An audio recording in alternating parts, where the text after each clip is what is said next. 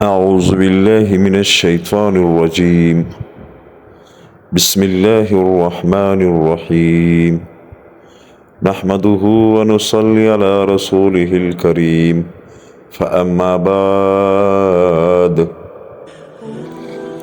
دوستو، محرم الحرام اسلامی سال کا پہلا مہینہ ہے، اور یہ مہینہ دوسروں مہینے سے افضل کیوں ہے؟ اور اس مہینے میں ایسے کون سے واقعات پیش آئے ہیں جس کی وجہ سے یہ مہینہ بہت ہی اہم ہے؟ دوستو، اس مہینے کے 10 تاریخ کو یعنی 10 محرم کو امامین یعنی امام حسین رضی اللہ عنہ کی شہادت ہوئی ہے۔ دوستو، جس صحابی سے امام حسین رضی اللہ تعالیٰ عنہ کے قاتل پیدا ہوئے تھے، تو وہ جب بھی نبی کریم صلی اللہ علیہ وآلہ وسلم کے پاس بیٹھتے تھے تو نبی کریم صلی اللہ علیہ وآلہ وسلم نے اس صحابی سے کہا کہ آپ کے خون سے اس قاتل کی بدبو آ رہی ہے جو میرے نواسے کو شہید کرے گا۔ تو اس صحابی نے قسم کھایا کہ میں ساری زندگی شادی نہیں کروں گا۔ تو وقت گزرتا گیا، وہ بہت ہی بوڑھا ہوا۔ تو علماء فرماتے ہیں، کتابوں میں لکھا ہے کہ اس صحابی کو بچھو نے ڈس لیا۔ جب حکیم کے پاس گیا تو حکیم نے اس سے کہا کہ آپ شادی کر لے، یعنی آپ نکاح کر لے۔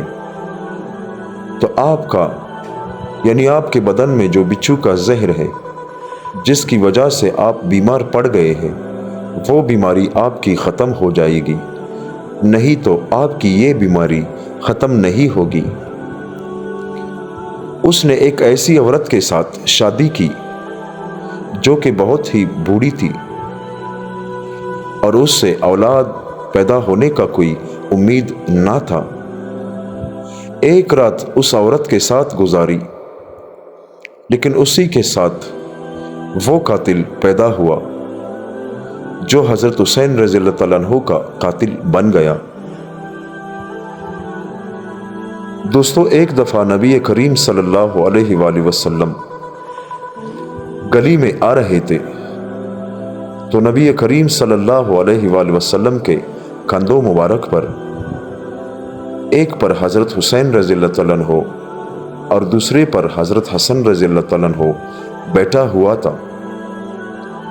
سامنے سے حضرت ابوبکر صدیق رضی اللہ تعالیٰ عنہ آئے اور نبی کریم صلی اللہ علیہ وآلہ وسلم سے فرمایا کہ واہ، کیا سواری ہے! یعنی امامین جس کے کندھے پر بیٹھے ہوئے ہیں وہ تو رحمت للعالمین ہے، حضرت محمد صلی اللہ علیہ وآلہ وسلم ہے۔ تو نبی کریم صلی اللہ علیہ وآلہ وسلم نے فرمایا کہ آپ نے سواری کی بات تو کی،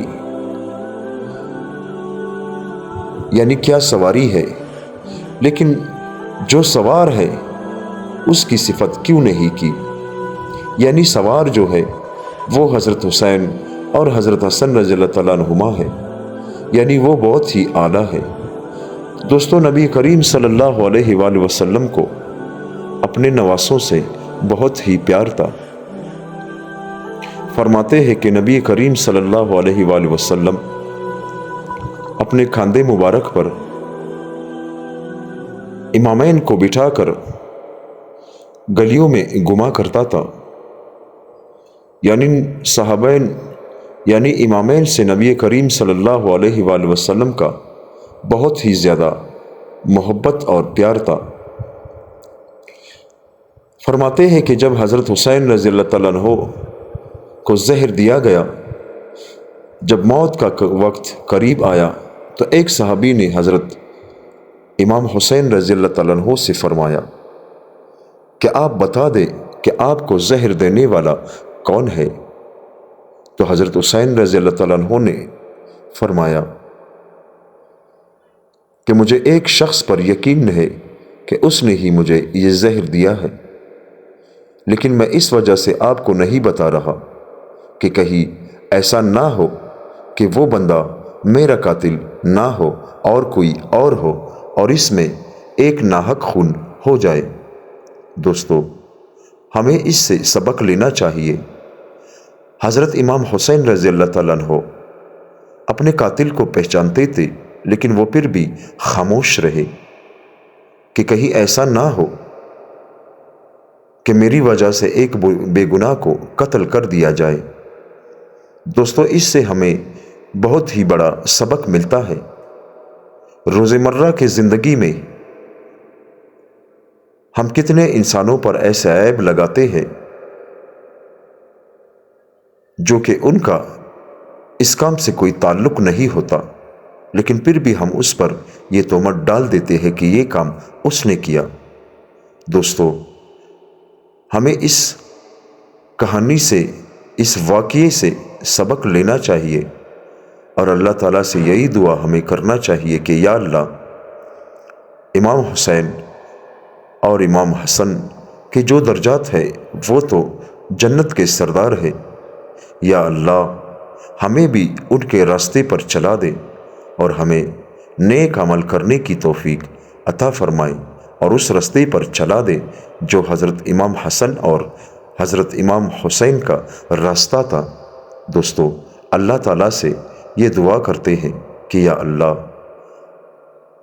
ہمیں اس راستے پر چلنے کی توفیق عطا فرما، اور جب تک ہم زندہ ہیں ہم حضرت امام حسن اور حضرت امام حسین کے راستے پر چلے، اور جس طرح انہوں نے دین کے لیے اپنے آپ کو، اسلام کے لیے اپنے آپ کو قربان کیا، نہ ہی انہوں نے کسی رشتے کو دیکھا، نہ ہی کسی کی یعنی کسی امیری کو دیکھا، اور نہ ہی کسی کی عزت کو دیکھا، صرف اور صرف اللہ تعالیٰ اور اس کے رسول صلی اللہ علیہ وآلہ وسلم کے نام اور عزت کو دیکھا اور اسی پر اپنے آپ کو قربان کر دیا۔